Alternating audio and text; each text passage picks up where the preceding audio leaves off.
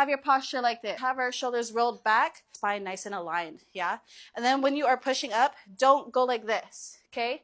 We are gonna go here. This is just to stabilize you, yeah? Not to help you push up. We're doing our ami when we are down in the Tifene level. You wanna make sure that your butt is not sitting on your heels. Now, we're gonna have it up just a little bit. If you need to have your feet like this, staggered, that's totally fine. But the goal is to have it together eventually. 5, 6, 7, ami. Gotta really use your core.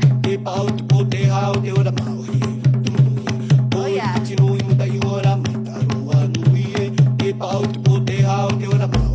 Hold it up, no shaking.